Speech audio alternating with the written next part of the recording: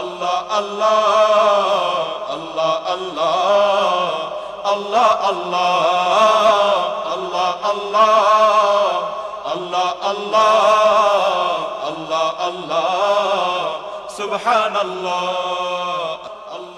আসসালামু আলাইকুম ওয়া রাহমাতুল্লাহি তাআলা ওয়া বারাকাতুহু। ইন্নাল হামদালিল্লাহ ওয়াস সালাতু ওয়াস সালামু আলা রাসূলিল্লাহ ওয়া আলা আলিহি ওয়া আসহাবিহি আজমাইন, আম্মা বাদ। সুপ্রিয় দর্শক শ্রোতা, কাছে কিংবা দূরে, দেশে কিংবা প্রবাসে, আপনারা যে যেখান থেকে এসএ টিভির পর্দায় ইসলামী ব্যাংক বাংলাদেশ লিমিটেড পবিত্র কোরআনের সুর পাওয়ার্ড বাই মা এন্টারপ্রাইজ এবং জিওফোন এই অনুষ্ঠানটি দেখছেন, আপনাদের প্রত্যেককে স্বাগত জানাচ্ছি। প্রিয় দর্শক, প্রত্যেককে রমাদান কারিম, রমাদান মুবারক জানাচ্ছি।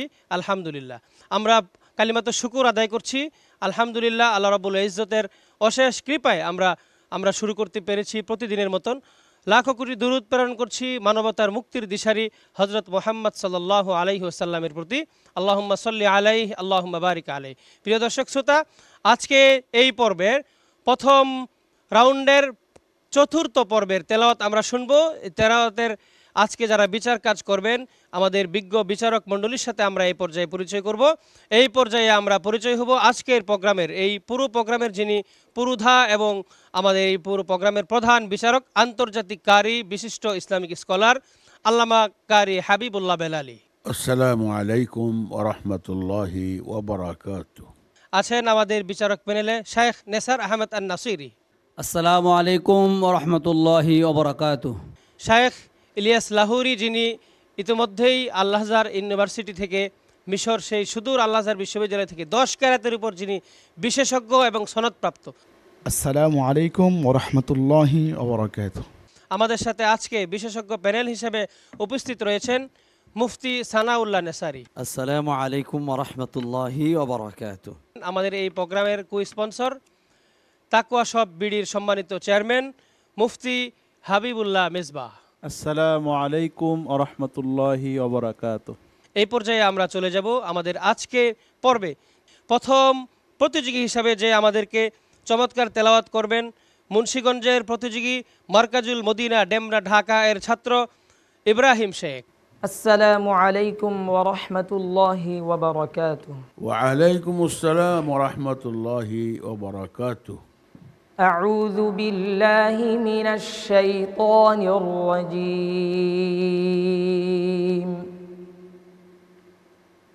বিসমিল্লাহির রহমানির রহিম।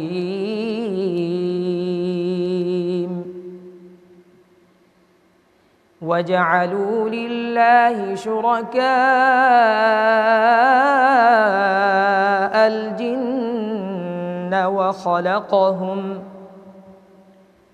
وَخَرَقُوا لَهُ بَنِينَ وَبَنَاتٍ بِغَيْرِ عِلْمٍ سُبْحَانَهُ وَتَعَالَى عَمَّا يَصِفُونَ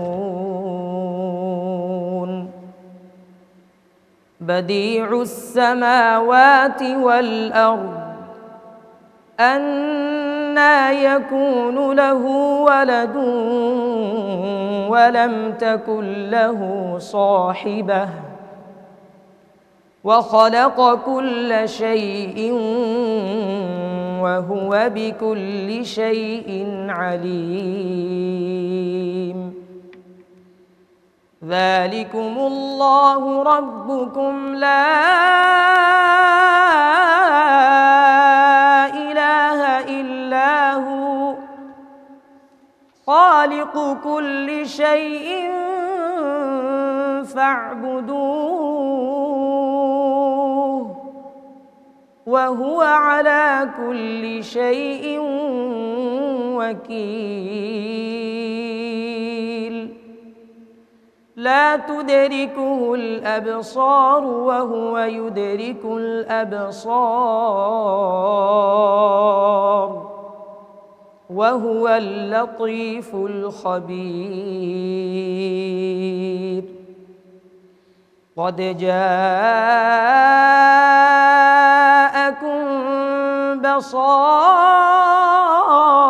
بصائر من ربكم فمن أبصر فلنفسه ومن عمي فعليها وما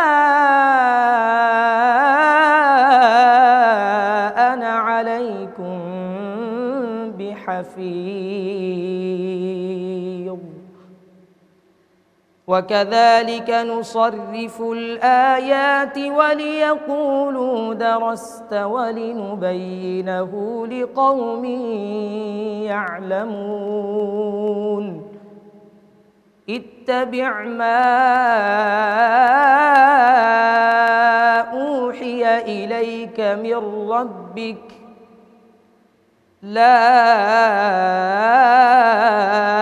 إله إلا هو وأعرض عن المشركين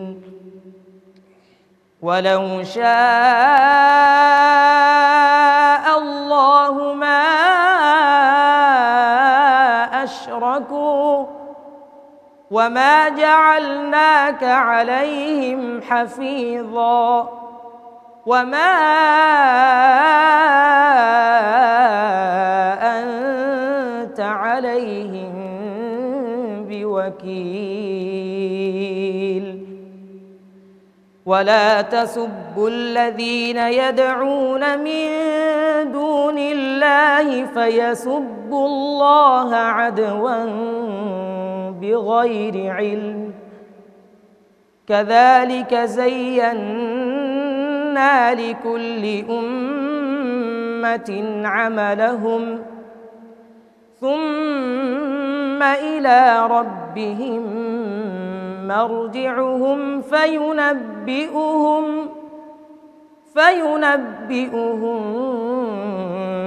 بما كانوا يعملون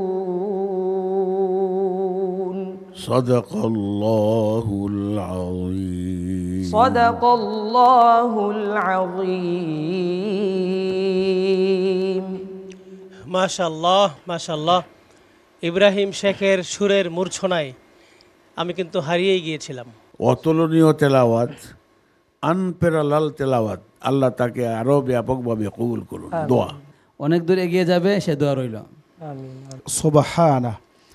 বায়ের কলকলাটা দম্মা পেশের মতো কিছু এসেছে। ফামান আবসারা ফালিনাফসি, ফা হামসর খ আওয়াজ বাতাস চালু থাকবে, আর ওয়া আইন তাওয়াসুত আওয়াজটা মধ্যম জারি থাকবে, একটু বন্ধ বন্ধ একটা ভাব ছিল। এই বিষয়গুলোর প্রতি তুমি লক্ষ্য রাখবে। মুফতি সানাউল্লাহ নেসারি আপনার কাছ থেকে আপনি তার তো চমৎকার তেলাওয়াত শুনেছেন, তার তেলাওয়াতের সংক্ষিপ্ত তাফসির এবং মন্তব্য আপনার কাছ থেকে জানব। আমাদের প্রিয় প্রতিযোগী মোহাম্মদ ইব্রাহিম শেখ অসাধারণ তেলাওয়াত করেছে।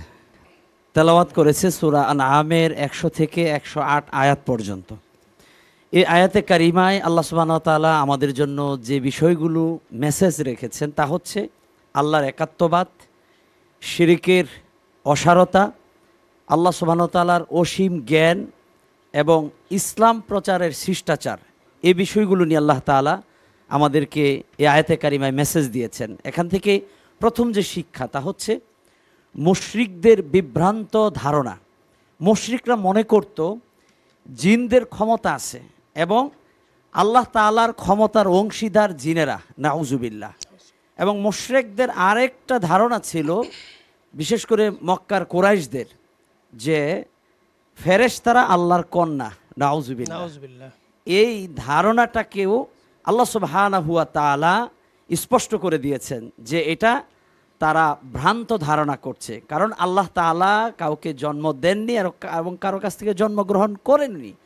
এই পৃথিবীতে যা আছে সবই আল্লাহর সৃষ্টি। তেলাওয়াতে কারিমায় দ্বিতীয় যে শিক্ষা আমরা পাই তা হলো আল্লাহ এক এবং অদ্বিতীয়, তার কোনো শরিক নাই। তৃতীয়ত হলো আল্লাহর জ্ঞান এবং দৃষ্টি সীমাহীন, তিনি সব কিছু নিয়ন্ত্রণ করেন। এবং সর্বশেষ যে শিক্ষা আল্লাহ তাআলা আমাদেরকে দিয়েছেন তা হচ্ছে ইসলাম প্রচারের শিষ্টাচার। আমরা কখনো যেন মুশরিকদের মূর্তি পূজা যারা করেন তাদের দেবতাদেরকে যেন আমরা কখনো গালি না দেই। আমরা যদি তাদেরকে গালি দেই তারা কিন্তু অগোচরে আমাদের রব, আমাদের আল্লাহকেও গালি দিবে। এই জন্য দাওয়াত প্রচার যারা করেন তাদের ক্ষেত্রে শিষ্টাচার, আদব থাকতে হবে, হিকমত থাকতে হবে। হাবিবুল্লাহ মেজবা, তাকওয়া সব বিডির সম্মানিত চেয়ারম্যান। ছোট্ট হাফেজ সাহেব উনি খুবই সুন্দর তেলাওয়াত করছেন, আমার কাছে খুবই ভালো লাগছে। সঙ্গে সঙ্গে আমাদের উপস্থাপকের উপস্থাপনাও আমার কাছে অনেক সুন্দর লাগছে। ধন্যবাদ এসএ টিভিকে এত সুন্দর একটা আয়োজন উপহার দেওয়ার জন্য। অনেক ধন্যবাদ আপনাকে। দ্বিতীয় প্রতিযোগীর পড়া শুনবো। দ্বিতীয় প্রতিযোগী হিসেবে আসছেন সুদূর বরিশাল থেকে আগত, বরিশাল গৌরনদী হজরত উবাই ইবনে কাব রাদিয়াল্লাহু তাআলা আনহু মাদ্রাসার ছাত্র আমিনুল ইসলাম। আসসালামু আলাইকুম ওয়া রাহমাতুল্লাহি ওয়া বারাকাতুহু। ওয়ালাইকুম আসসালাম ওয়া রাহমাতুল্লাহি ওয়া বারাকাতুহু। আউযু বিল্লাহি মিনাশ শাইতানির রাজীম।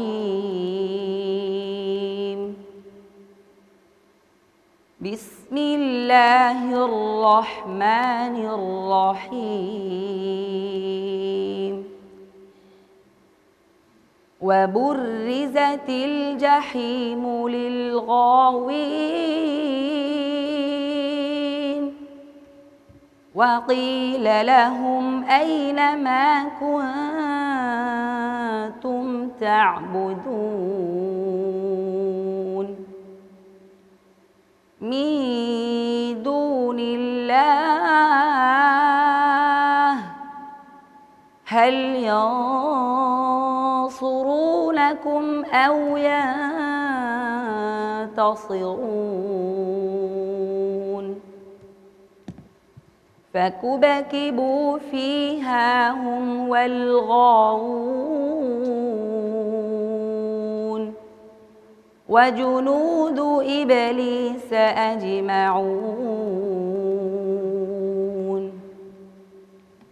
قالوا وهم فيها يختصمون تالله إن كنا لفي ضلال مبين إذ نسويكم برب العالمين وما أضلنا إلا المجرمون فما لنا من شافعين ولا صديق حميم فلو أن لنا كرة فنكون من المؤمنين إن في ذلك لآية وما كان أكثرهم مؤمنين وإن ربك لهو العزيز الرحيم كذبت قوم نوح المرسلين إذ قال لهم أخوهم نوح ألا تتقون إني لكم رسول أمين فاتقوا الله وأطيعون وما أسألكم عليه من أجر إن أجري إلا على رب العالمين حسبك صدق الله مولانا العظيم মাশাআল্লাহ, আমিনুল ইসলাম তার সাধ্য অনুযায়ী চেষ্টা করেছে ভালো করার জন্য। তোমার জন্য দুটি মুলাহাজা। তুমি যখন পড়তেছিলে ফামা লানা মিন শাফিঈন, ফামা লানা মিন শাফিঈন আর ফামা লানা মিন শাফিঈন, শিনের দিকে গুণটা মাইল করতে হবে। এটা আরেকটা হলো তুমি পড়ছিলে মিন দুনিল্লাহ, মিন এটা ইদগামের মতো দালের দিকে ধরবে, তুমি এটাও ভুল করেছো। তো আশা করি এগুলো প্র্যাকটিস দিলে তোমার যে সুর, তোমার যে পড়া, মাশাআল্লাহ তুমি আরও অনেক দূরে এগিয়ে যেতে পারবে। তোমার জন্য দোয়া রইল। আমি হাফেজ নেসারের সাথে একমত। আমার পরামর্শ থাকবে তোমার মাস্কের বেশি প্রয়োজন, অনেক প্রয়োজন। পৃথিবীতে যে যেমন করে তেলাওয়াত করুক না করুক, সাদা আল্লাহ কালাম পড়ে, কিন্তু পড়ার শুরু আর শেষের মাঝে একটি তাল থাকা, এটা অনেক সৌন্দর্য। আমাদের সম্মানিত বিচারকগণ যে পরামর্শগুলো দিয়েছেন সে অনুসারে যদি ও সামনে অগ্রসর হয়, আমার মনে হয় ও অনেক দূর এগিয়ে যেতে পারবে ইনশাআল্লাহ। ইনশাআল্লাহ। আমাদের এই প্রতিযোগী তেলাওয়াত করেছে সূরা আশ-শুআরা এর 91 থেকে 109 আয়াত পর্যন্ত। এই আয়াতে কারিমার মধ্যে আল্লাহ সুবহানাহু ওয়া তাআলা 3টি বিষয়কে স্পষ্ট করে দিয়েছেন। প্রথমত হচ্ছে আল্লাহ সুবহানাহু ওয়া তাআলা জাহান্নামীদের অবস্থার কথা বলেছেন, দ্বিতীয়ত জান্নাতবাসীদের অবস্থার কথা বলেছেন।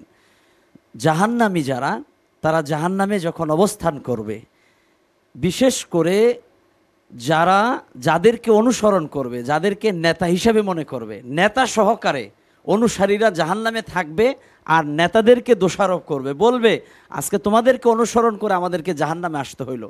তারা বলবে এটা তো আমাদের কোনো দোষ নাই, আমাদের কেন অনুসরণ করলা। তারা আফসোস করবে আর আল্লাহর কাছে বলবে যে আল্লাহ, দুনিয়ায় যদি আবার ফিরে যেতে পারতাম, এবার এরকম আলতু ফালতু নেতার অনুসরণ আমরা আর করবো না, করলে কোরআনওয়ালা লোকদেরকে অনুসরণ করব। আজকে যদি আমরা আলেমদের কথা শুনতাম তাহলে আজকে আমাদের জাহান্নামে আসতে হতো না। দ্বিতীয়ত পাশাপাশি আল্লাহ তাআলা জান্নাতবাসীদের কথা আল্লাহ বলেছেন।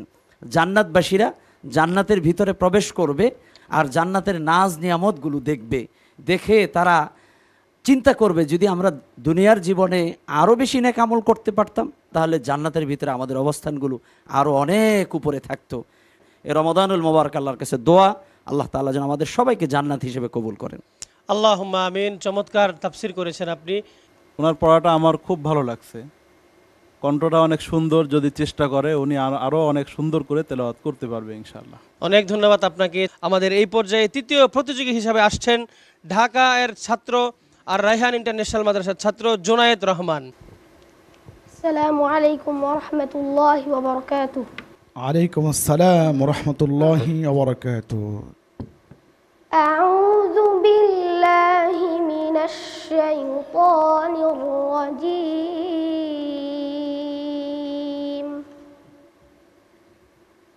বিসমিল্লাহির রহমানির রহিম।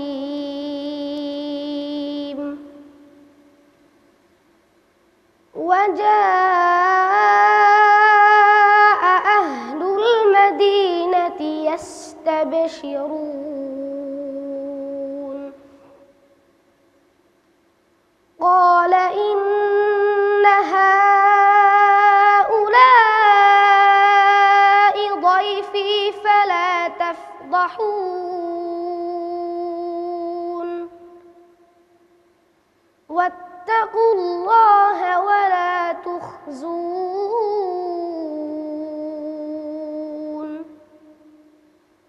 قالوا أولم ننهك عن العالمين قال هؤلاء بناتي إن كنتم فاعلين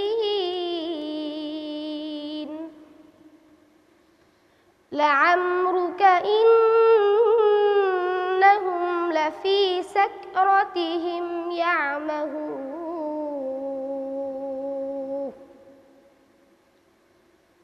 فأخذتهم الصيحة مشرقين فجعلنا عاليها سافلها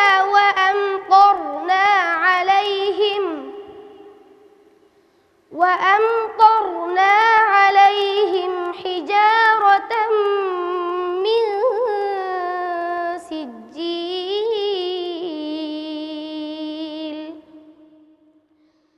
إن في ذلك لآيات للمتوسمين وإنها لبسبيل مقيم إن في ذلك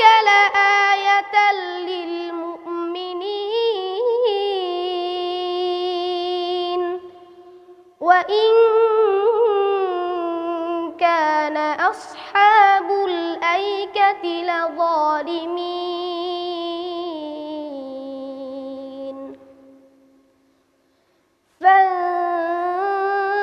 فانتقمنا منهم وإنهما لبإمام مبين ولقد كذب أصحاب الحجر المرسلين وآتيناهم آياتنا فكانوا عنها معرضين صدق الله العظيم জুনায়েদ রহমানের তেলাওয়াত এত সুন্দর ছিল, সে যে স্কেলে শুরু করেছে এবং শেষ সেই স্কেলটা ধরে রেখেছে। খুবই প্রাণবন্ত তেলাওয়াত করেছে। পড়ার মধ্যে আলাদা একটি জাদু আছে। তার সুর লহরীতে এক অমীয় ধারা, তার শব্দের প্রত্যেকটি পরতে পরতে সুরের মূর্ছনায় যেন আল্লাহর প্রেম মুমিন বান্দাদের দিল থেকে উঠানামা করছিল। তোমার জন্য সবাই দোয়া করবে, আল্লাহ রাব্বুল আলামিন তোমাকে একজন ভালো আলেম, ভালো হাফেজ হিসেবে কবুল এবং মঞ্জুর করেন। ওর তেলাওয়াত যারা শুনছে তারাই বলবে আলহামদুলিল্লাহ, মাশাআল্লাহ, অসাধারণ অসাধারণ। সূরা আল হিজরের 67 থেকে 81 আয়াতে আল্লাহ সুবহানাহু ওয়া তাআলা দুইটা জাতি সম্পর্কে বলেছেন, দুইটা কওম। এক কওমে লূত সম্পর্কে আল্লাহ সুবহানাহু ওয়া তাআলা বলেছেন যে কওমে লূত ছিল সমকামিতায় লিপ্ত। এই জাতিকে আল্লাহ কিভাবে ধ্বংস করেছেন আজকের তেলাওয়াতের মধ্যে আল্লাহ সুবহানাহু ওয়া তাআলা তা বর্ণনা করেছেন। আল্লাহ তাআলার পক্ষ থেকে ফেরেশতারা এসেছেন হযরত লূত আলাইহিস সালামের সাথে দেখা করতে, আর কওমে লূতের লোকেরা তাদের সাথে খারাপ কাজ করার জন্য পুরা বাড়ি তারা ঘেরাও করেছে। শেষ পর্যন্ত আল্লাহ সুবহানাহু ওয়া তাআলা জিবরাইলকে পাঠিয়ে ওই পুরা এলাকাটাকে আল্লাহ তাআলা উল্টিয়ে দেন। তো আল্লাহ সুবহানাহু ওয়া তাআলা যেন আমাদেরকে নবী রাসূলদের এই ইতিহাস থেকে, এই ঘটনাগুলো থেকে আমরা যেন শিক্ষা নিতে পারি। আল্লাহ তৌফিক দান করুন। এত ছোট বয়সে এত সুন্দর তেলাওয়াত আমি খুব কমই শুনছি, আলহামদুলিল্লাহ অনেক সুন্দর লাগছে। আল্লাহ আল্লাহ আল্লাহ আল্লাহ আল্লাহ আল্লাহ আল্লাহ আল্লাহ আল্লাহ আল্লাহ আল্লাহ আল্লাহ। এই পর্যায়ে আমরা পরবর্তী প্রতিযোগীর পড়া শুনব।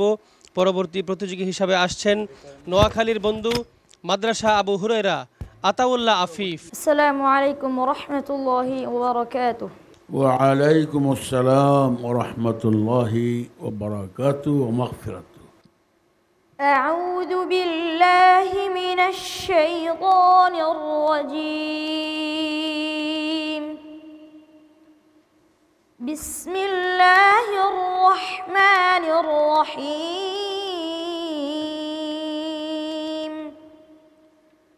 লাহুম আযাবুন ফিল হায়াতিদ দুনিয়া ওয়া লা'যাবুল আখিরাতি আশাক্ক ওয়া মা লাহুম মিনাল্লাহি মিন ওয়াক। মাসালুল জান্নাতি আল্লাতী উ'িদাল মুত্তাকুন تجري من تحتها الأنهار أكلها دائم وظلها تلك عقبى الذين اتقوا وعقبى الكافرين النار. والذين آتيناهم الكتاب يفرحون بما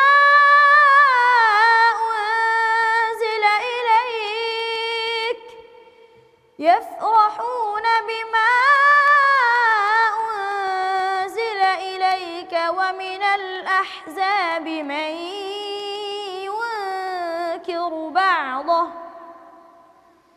قل إنما أمرت أن أعبد الله ولا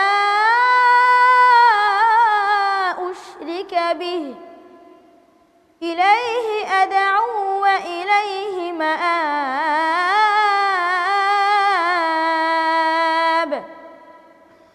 وكذلك أنزلناه حكما عربيا ولئن اتبعت أهواءهم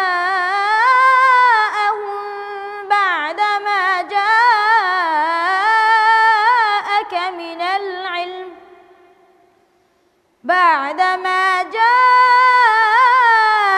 من العلم ما لك من الله من ولي ولا واق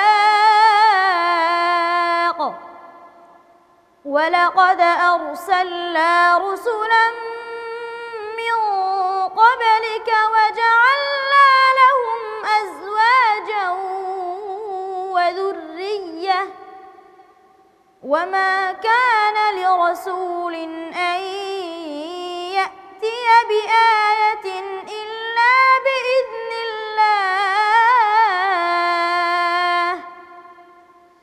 لكل أجل كتاب يمحو الله ما يشاء ويثبت وعنده أم الكتاب وإما نرينك بعض الذي نعدهم أو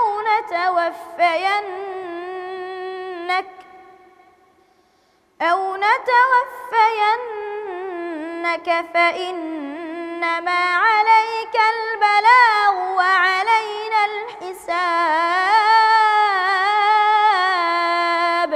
صدق الله العظيم صدق الله العظيم মাশাআল্লাহ। কলকলার অক্ষর কয়টি? 5টি। হ্যাঁ, 5টির জায়গাতে একই রকম, কম বেশি না। হ্যাঁ, এগুলো খেয়াল রাখবে। তোমার তেলাওয়াত দর্শক যারাই শুনেছে সবাই শুনে আবেগ আপ্লুত হয়েছে। তুমি অনেক দূরে এগিয়ে যাবে, বাংলাদেশকে অনেক দূর নিয়ে যাবে, আমরা সে কামনা করছি। আমার বিশ্বাস সে এই প্রোগ্রামের শেষ পর্যন্ত সে পুষবে এবং একসময় সে বিশ্ব জয় করবে ইনশাআল্লাহ। আমাদের এই ছোট্ট বন্ধু তেলাওয়াত করেছে সূরা আর রাদের 34 থেকে 40 আয়াত। তো এই আয়াতে কারিমার মধ্যে আল্লাহ সুবহানাহু ওয়া তাআলা প্রথমে অবিশ্বাসীদের কথা বলেছেন, যারা সত্য প্রত্যাখ্যান করে। আল্লাহ তাআলা তাদেরকে দুনিয়াও ক্ষতিগ্রস্ত করেন আর আখিরাতে তো তারা ক্ষতিগ্রস্ত হবেই হবে। আল্লাহ সুবহানাহু ওয়া তাআলা এই কথাও বলে দিয়েছেন, যারা আল্লাহর হুকুমকে অমান্য করে তাদের জন্য দুনিয়াতে কোনো সাহায্যকারী নাই। আল্লাহ তাআলা আমাদের এই আয়াতে কারিমার যে শিক্ষাগুলো আছে আমরা যেন তা পালন করতে পারি, মানতে পারি। আল্লাহ আমাদের তৌফিক দান করুন। খুব সুন্দর তেলাওয়াত করছেন। এসএটিভির এই রমজানের এই প্রোগ্রামটা, কোরআনের যে প্রোগ্রামটা, এটা আমাদের রমজানকে অন্যভাবে নিয়ে যাবে এবং সারা রমজান আমরা জান্নাতি একটা কণ্ঠ শুনতে পাবো এবং আমাদের রোজাকে আরও সহজ করে দিবে ইনশাআল্লাহ। ফরিদপুর থেকে আগত মিসবাহুল কোরআন মাদ্রাসার ছাত্র গোলাম রাব্বি। আসসালামু আলাইকুম ওয়া রাহমাতুল্লাহি ওয়া বারাকাতুহু। ওয়া আলাইকুম আসসালাম ওয়া রাহমাতুল্লাহি ওয়া বারাকাতুহু। আউযু বিল্লাহি মিনাশ শাইতানির রাজীম। বিসমিল্লাহির রাহমানির রাহিম।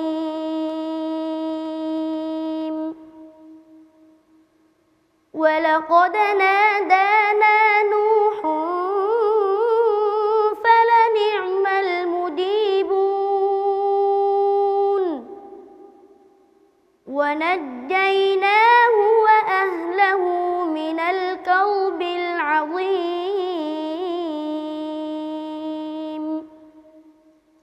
وجعلنا ذريته هم الباقين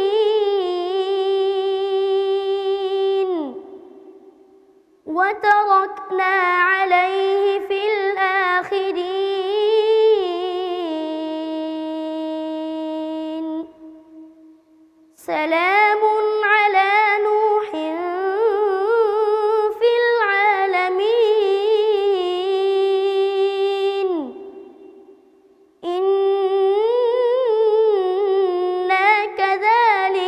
نجزي المحسنين إنه من عبادنا المؤمنين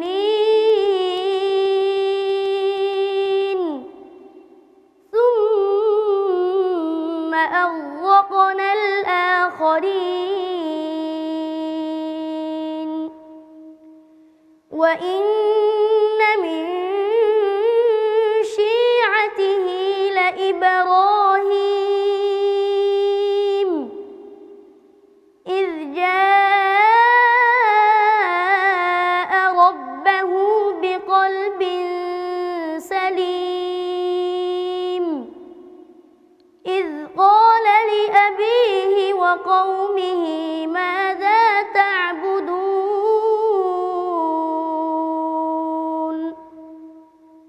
أئفكا آلهة دون الله تريدون فما ظنكم برب العالمين فنظر نظرة في النجوم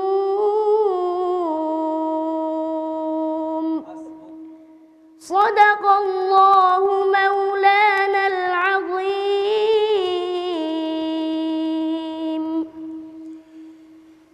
গোলাম রাব্বি সে ফরিদপুর থেকে আগত, সে তার সর্বোচ্চ চেষ্টাটুকু করে তেলাওয়াত উপহার দিয়েছেন আমাদের দর্শক শ্রোতাদের জন্যে। আমরা এবার মন্তব্য শুনবো মুহতারাম শায়েখ নেসার আহমদ আন নাসিরি আপনার কাছ থেকে। তোমার জন্য বলা হাজা হলো, তুমি যখন পড়তেছিলে মিনাল কারবিল আযীম, রাটা কার, এখানে তোমার সমস্যা ছিল, আযীম ঠুট গোল হয়ে গিয়েছিল। ওয়াতারাকনা আলাইহি ফিল আখিরিন, ওয়াতারাক সিদ্ধা এবং হামস তোমাকে দুটোটাই করতে হবে। তোমার তেলাওয়াতের ভিতরে বোঝা যায় তোমার উজ্জ্বল ভবিষ্যৎ অপেক্ষা করছে। আল্লাহ তোমাকে কামিয়াবি দান করেন, দোয়া থাকলো। তাজবিদের প্রতি আরেকটা গুরুত্ব বাড়িয়ে দেবে। বারাকাল্লাহু ফিক। তেলাওয়াত শুনলাম সূরা আস-সাফফাতের 75 থেকে 89 নম্বর আয়াত পর্যন্ত। তো এই আয়াতে কারিমা সমূহে আল্লাহ সুবহানাহু ওয়া তাআলা দুইজন নবীর কথা বলেছেন। একজন হলেন হজরতে নূহ আলাইহিস সালাতু ওয়াস সালাম। আল্লাহ সুবহানাহু ওয়া তাআলার কাছে নবী নূহ আলাইহিস সালাম দোয়া করেছেন যে বিপদ সামনে আসন্ন, এই বিপদ থেকে তার অনুসারীরা যেন মুক্ত থাকেন, নিরাপদে থাকেন। আল্লাহ বলেন যে নবী নূহ, তুমি একটা কিস্তি বানাও এবং তোমার অনুসারীদেরকে নিয়ে সেই কিস্তিতে আরোহণ করো। আল্লাহ তাআলা এই কিস্তিটা এবং কিস্তির ভিতরে যারা ছিল সবাইকে আল্লাহ নিরাপদ রেখেছেন। আলহামদুলিল্লাহ, মাশাআল্লাহ। এই বয়সে এত সুন্দর তেলাওয়াত এখানে দাঁড়িয়ে করতেছেন, সত্যি আমরা অভিভূত এবং ধন্যবাদ জানাই যারা এই আয়োজনটা করছেন, এসএ টিভির পুরো পবিত্র কোরআনের সুর আয়োজনকে, যে এত সুন্দর সুন্দর কোরআনের পাখিদেরকে এখানে এনে সুন্দর তেলাওয়াত আমাদেরকে উপহার দেওয়ার জন্য। এই পর্যায়ে আমরা চলে যাচ্ছি পরবর্তী প্রতিযোগী হিসাবে আসছেন দিনাজপুর থেকে আগত মারকাজুস সুন্নাহ মিরপুর মাদ্রাসার ছাত্র মুয়াজ বিন মুরাদ। আসসালামু আলাইকুম ওয়া রাহমাতুল্লাহি ওয়া বারাকাতুহু। আলাইকুম আসসালাম ওয়া রাহমাতুল্লাহি ওয়া বারাকাতুহু। আউযু বিল্লাহি মিনাশ শাইতানির রাজীম। বিসমিল্লাহির রহমানির রহিম।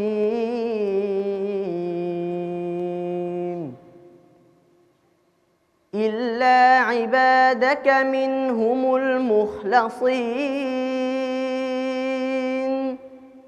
قال هذا صراط علي مستقيم.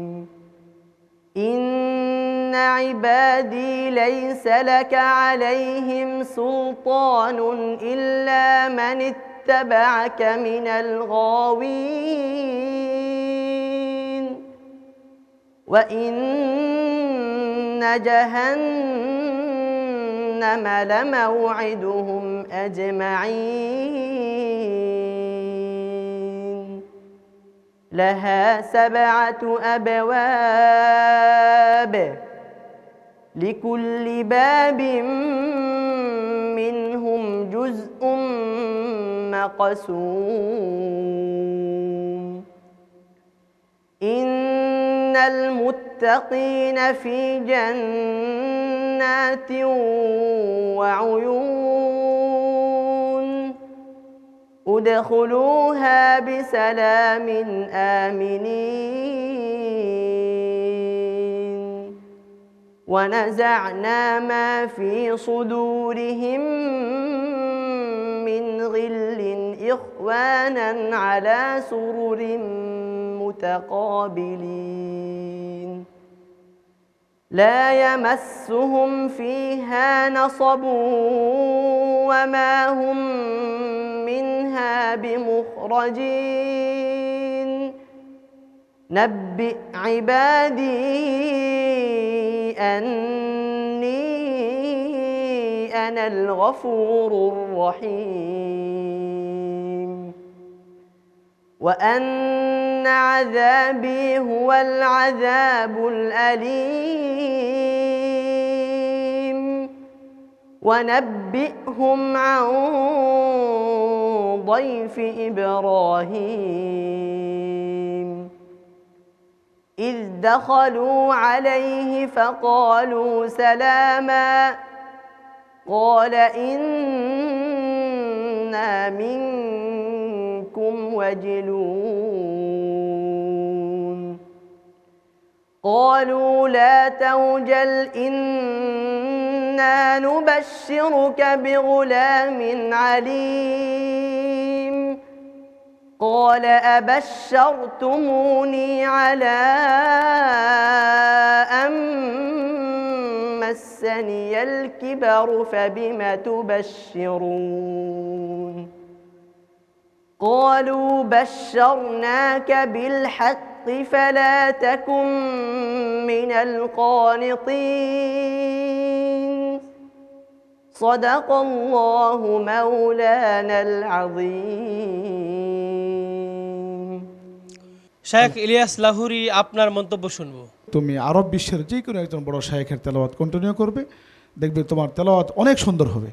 এই প্রতিযোগিতা অনুষ্ঠানের নামই হলো কোরআনের সুর, আর কোরআনের সুর দিয়ে তোমার আওয়াজকে সুন্দরতর করবে, এজন্য হাদিসও আছে, কোরআনও আছে। অতএব তুমি সুরকে বিদেশের কাউকে ফলো করে আরও সুন্দর করবে, আশা থাকবে। তো আল্লাহ তোমাকে তৌফিক দান করুন। ধন্যবাদ। আব্দুল বাসেত কি ছিলেন, আমি ওনার কাছ থেকে শুনেছি। ওনার তেলাওয়াত শুনে কত মানুষ মুসলমান হয়েছে সেই তালিকাও দেখেছি। আল্লাহু আকবার।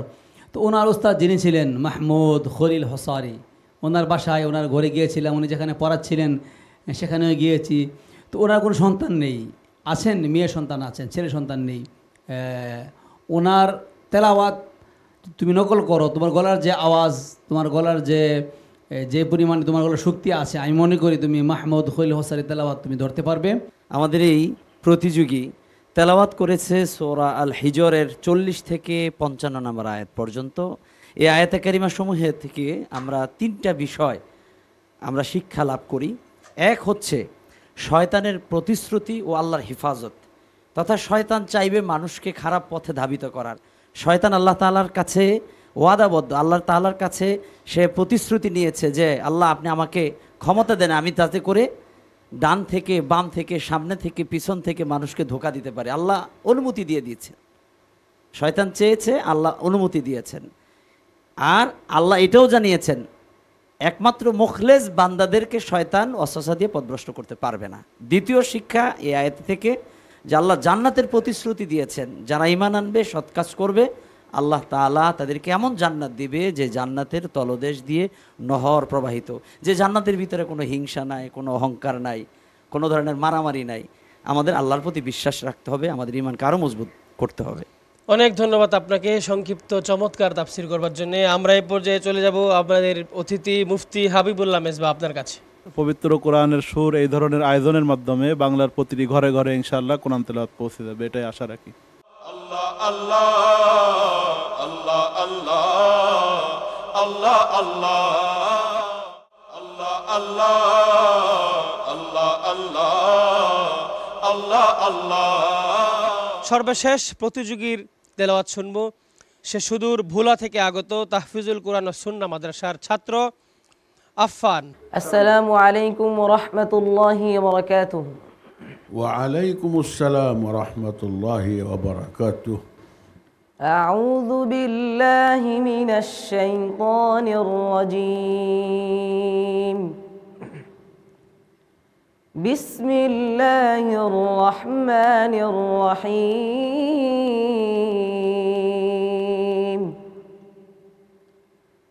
الرحمن علم القرآن خلق الإنسان علمه البيان الشمس والقمر بحسبان والنجم والشجر يسجدان والسماء رفعها ووضع الميزان ألا تطغوا في الميزان وأقيموا الوزن بالقسط ولا تخسروا الميزان والأرض وضعها للأنام فيها فاكهة والنخل ذات الأكمام والحب ذو العصف والريحان فبأي آلاء ربكما تكذبان خلق الإنسان من صلصال كالفخار وخلق الجان من مارج من نار فبأي آلاء ربكما تكذبان رب المشرقين ورب المغربين فبأي آلاء ربكما تكذبان مرج البحرين يلتقيان بينهما برزخ لا يبغيان فبأي آلاء ربكما تكذبان يخرج منهما اللؤلؤ والمرجان فبأي آلاء ربكما تكذبان صدق الله العظيم. আল্লাহ সুবহানাহু ওয়া তাআলা জান্নাতীদেরকে এই সূরা তেলাওয়াত করে শোনাবেন। এবার বোঝাই যায় যে এটা কত মজার সূরা। যে সূরা তুমি তেলাওয়াত করেছো এই সূরার শান মান আল্লাহ পাক তোমার মধ্যে আনেন, আমাদের মধ্যে আনেন, গোটা বিশ্ববাসীর মনে সূরাতুর রহমান আল্লাহ প্রবেশ করিয়ে পবিত্র কোরআনের সুরকে আরও সুদৃঢ় করার তৌফিক দান করেন, আমিন। ধন্যবাদ। মিন্নার, তো সেখানে তুমি মিন যে ওয়াজিব গুণাটা, সেই গুণাটা তোমার অন্য অন্য গুণা থেকে খুব বেশি পরিমাণে কম হয়েছে। এই বিষয়গুলোর প্রতি তুমি লক্ষ্য রাখবে। বারাকাল্লাহু ফিক। আমাদের আফফানের কণ্ঠে আমরা তেলাওয়াত শুনলাম সূরা রহমান। জান্নাতের ভিতর আল্লাহ তাআলা যখন সূরা রহমান থেকে তেলাওয়াত করবেন, সেই তেলাওয়াত না জানি কত সুন্দর হবে। আমরা আল্লাহর কাছে বলবো এই রমাদানুল মোবারকের রোজা অবস্থায় এই কোরআনের এই মজলিস, এই প্রোগ্রামের উসিলায় আল্লাহ তাআলা যেন জান্নাতের ভিতরে যেখানে আল্লাহ কোরআন তেলাওয়াত করবেন সেই জায়গায় যেন আমাদেরকে আল্লাহ একটু জায়গা করে দেন, আমিন। আলহামদুলিল্লাহ, জাযাকাল্লাহ, তার তেলাওয়াত খুব সুন্দর হয়েছে। আমরা এই পর্যায়ে চলে যাব বিচার কাজে। বিচার কাজের এই ফাঁকে আমরা একটি চমৎকার নাশিদ শুনব।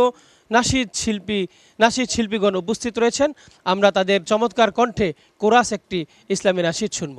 যে কোনো কাজ করো না ভাই, যে কোনো কাজ করো, তা যেন হয় সবার চেয়ে সবচেয়ে সুন্দর। যে কোনো কাজ করো না ভাই, যে কোনো কাজ করো, তা যেন হয় সবার চেয়ে সবচেয়ে সুন্দর। হোক না সেটা পড়ালেখা, রঙের ভাষায় ছবি আঁকা, হোক না সেটা পড়ালেখা, রঙের ভাষায় ছবি আঁকা, হোক না সেটা সামান্য কাজ কিংবা মহতর, তা যেন হয় সবার চেয়ে সবচেয়ে সুন্দর। যে কোনো কাজ করো না ভাই, যে কোনো কাজ করো, তা যেন হয় সবার চেয়ে সবচেয়ে সুন্দর, তা যেন হয় সবার চেয়ে সবচেয়ে সুন্দর। যেথায় তুমি থাকো না ভাই, কাছে নয়তো দূরে, কাজের চিন্তা রাখবে মাথায় মনের মুখ করে। যেথায় তুমি থাকো না ভাই, কাছে নয়তো দূরে, কাজের চিন্তা রাখবে মাথায় মনের মুখ করে।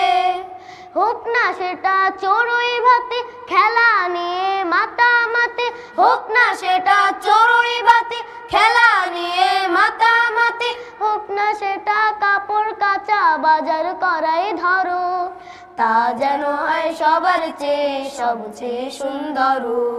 যে কোনো কাজ করো না ভাই, যে কোনো কাজ করো, তা যেন হয় সবার চেয়ে সবচেয়ে সুন্দর, তা যেন হয় সবার চেয়ে সবচেয়ে সুন্দর, তা যেন হয় সবার চেয়ে সবচেয়ে সুন্দর। প্রিয় দর্শক শ্রোতা, এই চতুর্থ পর্বটি একটি উপভোগ্য পর্ব ছিল। আপনারা মনোমুগ্ধকর করে তাদের তেলাওয়াত শুনছিলেন। আমরা একে একে সকল প্রতিযোগীকে তাদের তেলাওয়াত শেষ করার পর বিচার কাজের জন্য মঞ্চে ডেকে নিয়েছি। এই পর্যায়ে আমরা তাদের রেজাল্ট ঘোষণা করছি।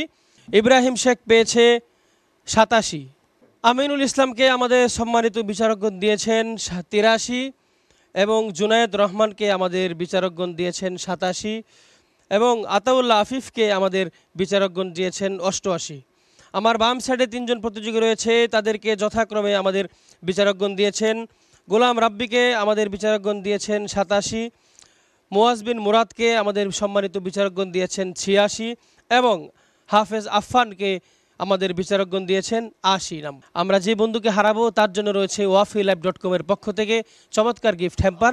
আল্লাহ আল্লাহ আল্লাহ আল্লাহ আল্লাহ আল্লাহ আল্লাহ।